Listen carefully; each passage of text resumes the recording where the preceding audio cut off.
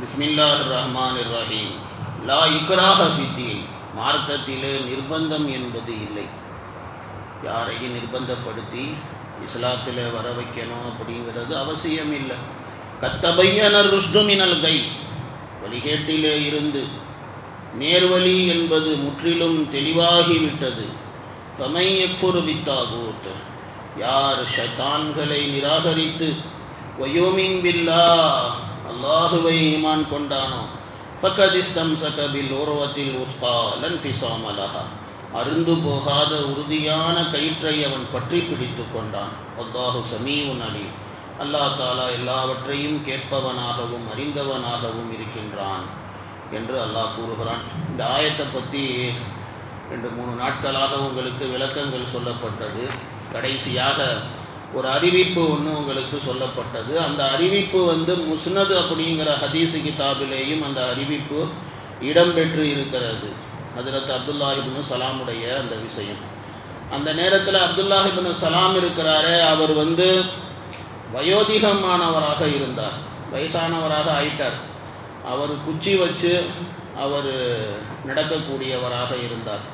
மஸ்ஜிதுன் நபவியுடைய பள்ளிவாசலுக்கு குச்சியை வச்சு ஊனிக்கிட்டு அவர் பள்ளிவாசலுக்கு வந்தார். ஒரு தூணுக்கு பின்னால் நின்று தொழுதார். தொழுதுட்டு அதுக்கப்புறம் அந்த ஏற்கனவே நான் சொன்ன அறிவிப்பில் இருந்த மாதிரி கேள்வி பதில் அது நடந்துச்சு. அப்போது அந்த நேரத்தில் தான் அவர் பதில் சொல்லும்போது அப்துல்லாஹ் இப்னு சலாம் சொன்னார், சொர்க்கம் அப்படிங்கிறது அல்லாவினால் உருவாக்கப்பட்ட ஒரு பொருள். சொர்க்கம் அப்படிங்கிறது அல்லாஹ்வால் உருவாக்கப்பட்ட ஒரு பொருள்.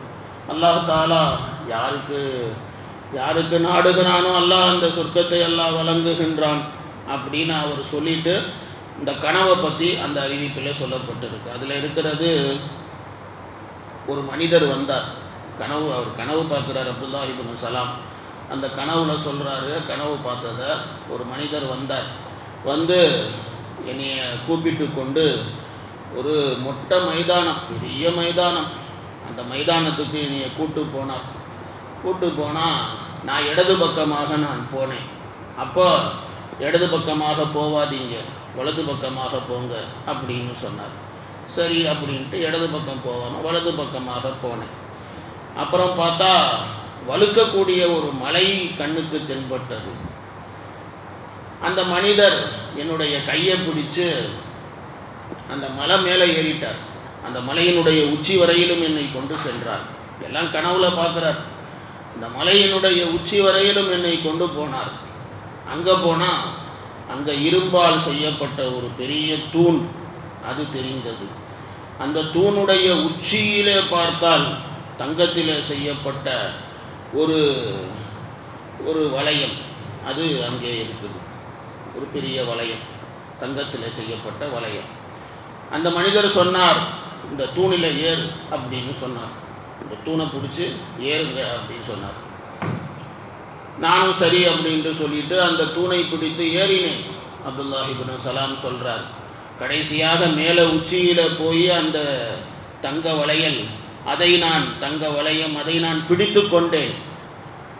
அவர் சொன்னார், அதை கெட்டியா பிடி அப்படி சொன்னார். கெட்டியா பிடிச்சிட்டியா அப்படின்னு சொல்லிக்க. ஆமாங்க, கெட்டியா பிடிச்சிட்டேன் அப்படின்னு சொல்லி நான் சொன்னேன். அதுக்கப்புறம் மேலே காலால் அந்த தூணை ஓங்கி ஒரு விட்டார். ஏன் விட்டாருன்னா, இவர் கெட்டியாக பிடிச்சிருக்காரா அப்படிங்கிறத செக் பண்ணுறதுக்காக. அதை ஆட்டி விட்டோம் அப்படின்னு சொன்னால் லூஸாக பிடிச்சிருந்தாலும் கெட்டியாக பிடிக்க ஆரம்பிச்சிருவார் அப்படி சொல்லி அவர் அந்த தூணை உதைக்கிறார். உதைச்சா இவர் இன்னும் நல்லா கெட்டியாக பிடிச்சிட்டார். கெட்டியாக பிடி, விட்டுறாத அப்படின்னு சொன்னார். அதோட முடிஞ்சு போச்சு கனவு அதோட முடிஞ்சு போச்சு. இப்படி ஒரு கனவு பார்க்குறார். ஏற்கனவே இந்த கனவு உங்களுக்கு நான் சொன்னேன். அது சஹீஹைன்ல அது வேறு விதமாக அந்த கனவு வந்துச்சு. முஸ்னதில் இது இப்படி வேறு விதமாக அந்த கனவு பற்றி சொல்லப்பட்டிருக்கிறது. காலையில் விடிஞ்சதுக்கு அப்புறமேல இந்த கனவை பெருமானார் ஸல்லல்லாஹு அலைஹி வஸல்லம் அவர்களிடத்தில் நான் சொன்னபோது நபி ஸல்லல்லாஹு அலைஹி வஸல்லம் அவங்க சொன்னாங்க, ரொம்ப நல்ல கனவு பார்த்துருக்கிற அப்துல்லாஹ் இப்னு சலாம். நீ பார்த்த மைதானம் இருக்கிறதே அதுதான் மஹ்ஷர் மைதானம். நீ இடது பக்கமாக போனிய அது நரகத்துக்கு செல்லக்கூடிய பாதை. நீ வலது பக்கமாக அதுக்கப்புறம் போனியே, அது சொர்க்கவாதிகள் செல்லக்கூடிய பாதை. நீ வழுக்கக்கூடிய ஒரு மலையை கண்டாயே, அது சுகதாக்களுடைய மன்சில். நீ எந்த வளையத்தை கெட்டியாக பிடித்து கொண்டாயோ அதுதான் இஸ்லாம் அப்படிங்கிற அந்த வளையம். சாகும் வரையிலும், உயிர் உள்ள வரையிலும், மரணம் நெருங்குகிற வரையிலும் அந்த வளையத்தை நீ விட்டுவிடாதே. நீ இஸ்லாம் அப்படிங்கிற அந்த வளையத்தை கெட்டியாக நீ பிடித்துக்கொள் அப்படி சொல்லி நாயகம் ஸல்லல்லாஹு அலைஹி வஸல்லம் அவங்க சொன்னாங்க. அந்த கனவுக்கு விளக்கமாக நபி அவர்கள் இந்த மாதிரி விளக்கம் சொன்னாங்க. அப்போது ஈமான் அப்படிங்கிறது வாழ்கிறது மட்டுமல்ல, அந்த ஈமானை மௌத்து வரையிலும் காப்பாற்றணும். அது ரொம்ப முக்கியம். ஒருத்தர் அதை உறுதியாக பிடிச்சிக்கிட்டாரு, ஈமான இஸ்லாத்தை ஒருத்தர் உறுதியாக பிடித்து கொண்டால் அது கண்டிப்பாக அவரை கொண்டு போய் சொர்க்கத்தில் தான் கொண்டு போய் அவர் விடும். அதைத்தான் அல்லாஹ் தாலா இந்த ஆயத்தில் அல்லாஹ் தாலா சொல்கிறான். ஃபமன் யக்ஃபுர் பித்தாகூத், யார் ஷைத்தான்களை நிராகரித்து வயூமின் பில்லாஹ், அல்லாஹுவை ஈமான் கொண்டானோ, ஃபக்கத் இஸ்தம்ஸக பில் உர்வத்தில் உஸ்கா லா இன்ஃபிஸாம லஹா, அருந்து போகாத உறுதியான கயிற்றை அவன் பற்றி பிடித்து கொண்டான் அப்படின்னு சொல்லி அல்லாஹ் தாலா அதைத்தான் சொல்கிறான். இந்த விளக்கம் எல்லாம் அவர் அப்துல்லாஹ் இப்னு சலாம் அவர்கள் சொல்லி முடிச்சுட்டு, அப்துல்லாஹ் இப்னு சலாம் அவங்க சொல்கிறாங்க, நான் அல்லாஹ் தாலா இடத்துல ஆதரவு வைக்கிறேன், அல்லாஹ் எனக்கு சொர்க்கத்தை கொடுக்க வேண்டும் அப்படி சொல்லி அவர் சொன்னார். வயசான காலத்தில் இந்த மாதிரி அவர் சொல்கிறார். யாருக்கும் ஊர்ஜிதம் கிடையாது, மௌத்தா போகிற வரையிலும் ஊர்ஜிதம் கிடையாது. இன்றைக்கி தொழுகையில் ஓதப்பட்ட ஆயத்தில் கூட அல்லாஹ் தாலா என்ன சொல்கிறான் அப்படின்னா, இன்னல்லதீன காலூ ரப்புனல்லாஹ், அல்லாவை ரப்பு என்று சொல்வது மட்டுமல்ல, சும்மஸ்தகாமு, அதில் இஸ்திகாமத்தாக இருக்கணும். உடலிலிருந்து உயிர் பிரியும் வரையிலும் ஈமானை காப்பாற்றணும். யார் காப்பாற்றிட்டார்களோ இன்ஷா அல்லாஹ் இன்ஷா அல்லாஹ் அந்த ஈமான் அவருக்கு கண்டிப்பாக பலன் கொடுக்கும்.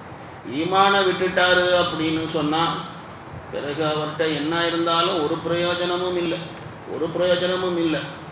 அது காணல் நீர் மாதிரி. காஃபிர்களுடைய அமல் எப்படி? அது காஃபிர்களுடைய அமல் காணல் நீர் மாதிரி தான். காஃபிர்களில் இல்லையா நல்லவன்லாம் இல்லையா, புண்ணியம் பண்ணுறவன்லாம் இல்லையா? இருக்கிறான், எத்தனையோ பேர் இருக்கிறான். அதை பற்றியும் அல்லாஹ் குர்ஆனில் சொல்கிறான். ஆனால் அதெல்லாம் எப்படின்னா காணல் நீர். அவன் நினைக்கிறான் எனக்கு கிடைக்கும், இது நமக்கு லாபம் கிடைக்கும் அப்படின்னு. ஆனால் காணல் நீர் மாதிரி பக்கத்தில் போய் பார்த்தா தண்ணி இருக்காது, ஒரு மண் இருக்காது. அது மாதிரி ஆயிரும், அமல்கள் எல்லாம் வீணாக போயிடும் ஈமான் இல்லைன்னா. அப்போது ஈமான் அப்படிங்கிறது ரொம்ப முக்கியமான ஒரு விஷயம். அதைத்தான் அல்லாஹ் தாலா இந்த ஆயத்தில் அல்லாஹ் ரப்புல் ஆலமீன் சொல்லியிருக்கிறான். பிறகு அல்லாஹ் ரப்புல் ஆலமீன் அல்லாஹு வலியுல்லதீன ஆமனு யுஹ்ரிஜுஹும் மினல் ظுலுமாத்தி இலன் நூர், இந்த ஆயத்தை அல்லாஹ் தாலா ஆரம்பிக்கின்றான். இதில் அல்லாஹ் தாலா மூமின்களுக்கு பொறுப்புதாரியாக அல்லாஹ் இருக்கின்றான், காஃபிர்களுக்கு பொறுப்புதாரியாக ஷைத்தான்கள் தான் இருக்கிறார்கள், ஷயாத்தீன்கள் தான் இருக்கிறார்கள். இது அல்லாஹ் தாலா இந்த ஆயத்தில் சொல்கிறான். இதை பற்றி நாளைக்கு விளக்கம் பார்ப்போம். சுப்ஹானல்லாஹி பிஹம்திஹி சுப்ஹானக்கல்லாஹும்ம பிஹம்திக நஷ்ஹது அல்லா இலாஹா இல்லா அன்த